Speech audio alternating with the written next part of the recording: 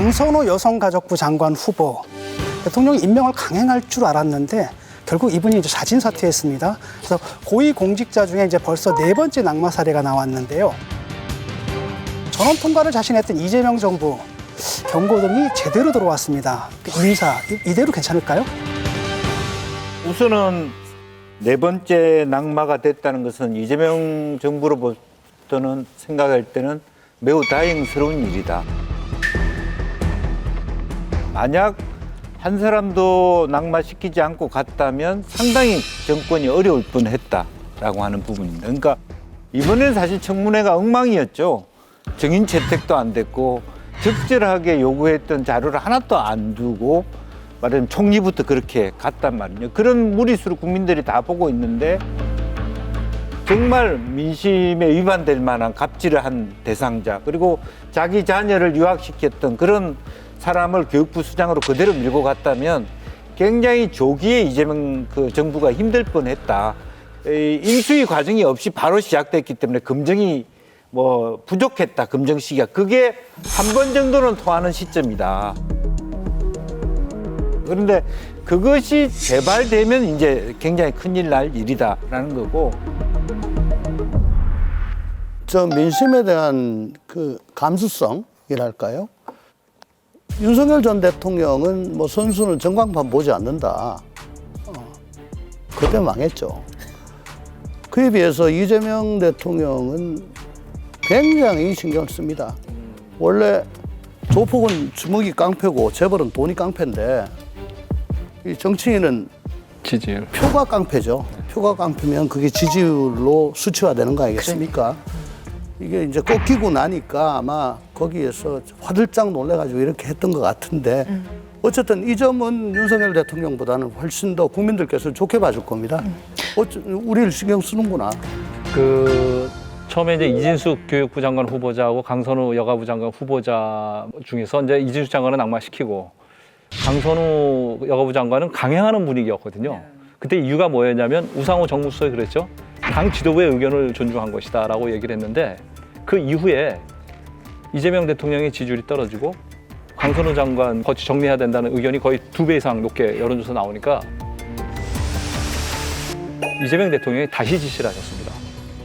당 지도부의 의견 말고 개별 의원들의 정서가 정확하게 파악해서 보고해라 라고 지시를 했어요. 그래서 다시 했는데 의원들이 갔더니 당 지도부하고 의원들의 생각이 좀 다릅니다 라고 이런 보고가 들어갔어요. 그게 작용을 했고 특히 무슨 일이 있었냐면 정영애 문재인 정부 때 여가부 장관 했던 분이 그 예산 갑질한 거를 갖다가 폭로를 했잖아요. 그거를 폭로하기 전에 그 민주당 소속 의원들한테 몇 분한테 보냈어요. 청문회는 다 네, 보냈는데 청문회 전날 보냈는데 일부 의원들이 알고 다 무시하고 거론하지 않았습니다. 왜냐하면 의원들은 자기와 보좌관의 관계를 문제가 다 공개가 되잖아요. 그리고 당 지도부에 역시 갑질로 굉장히 질타를 받는 분이 한 분 계시거든요. 한두 분이 있거든요. 그러니까 이런 문제가 제기가 되니까 당 지도부는 계속 당 지도부 의견으로 이제 밀어붙인 거죠. 근데 이재명 대통령은 그 보고를 받고 나서 파악을 한 거죠. 계속 가긴 좀 어렵겠다. 그렇게 해서 결단을 내린 걸로 알고 있습니다. 당 지도부라고 말씀하시는 게 포괄적인 개념입니다만은 네.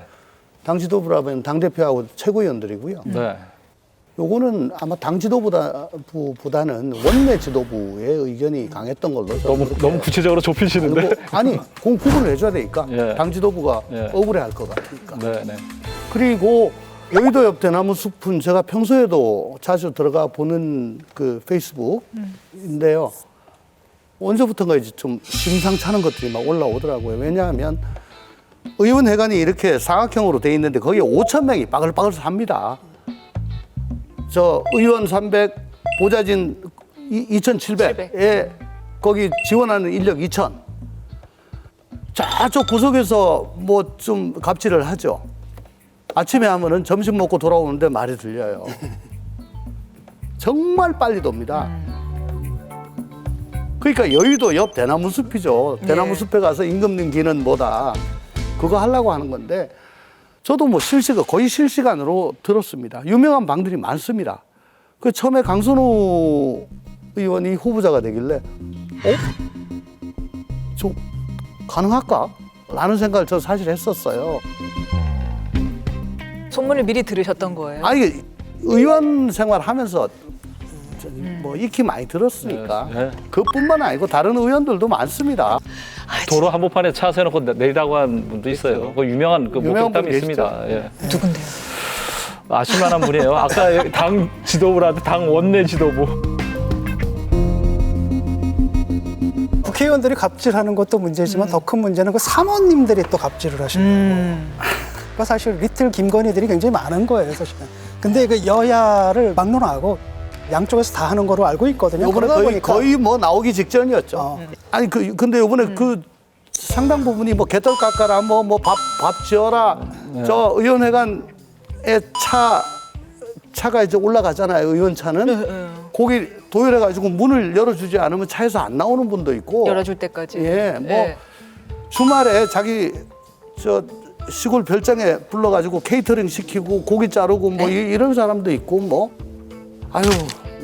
이제 문제가 되자 재발이 저린 듯 이제 와갖고는 막 자정운동을 하고 있어요. 그러니까 자정 운동하는 사람들이 갑질을 굉장히 많이 한 사람일 수 있어요. 기발이 저린 거죠. 그러니까 스스로 자정을 해야 되는 거지. 맞네요. 사정 운동이 되고 있죠. 제가 봐서는 네.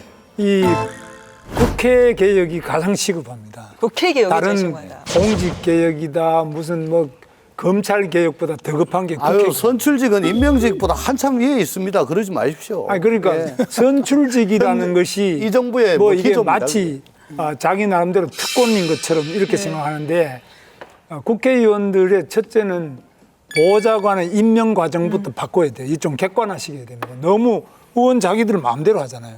이것 좀 더 객관화시켜야 되고 두 번째는 국회의원의 보좌관 수를 지금 절반 이상으로 줄여야 됩니다. 지금 너무 많아요.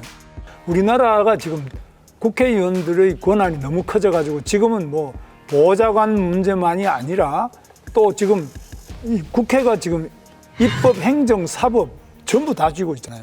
국민의힘 외에는 저 방법은 네. 사실은 국회 사무처가 조금 더 권위를 가지면 돼요. 다른 얘기할 필요가 없습니다. 예. 그러니까 외국도 보면 뭐 국회의원 보좌관을 누굴 뽑아라가 아니라 아예 토탈로 임금을 1억 줄 테니까 1억 안에서 10명을 하든 20명을 알아서 하라.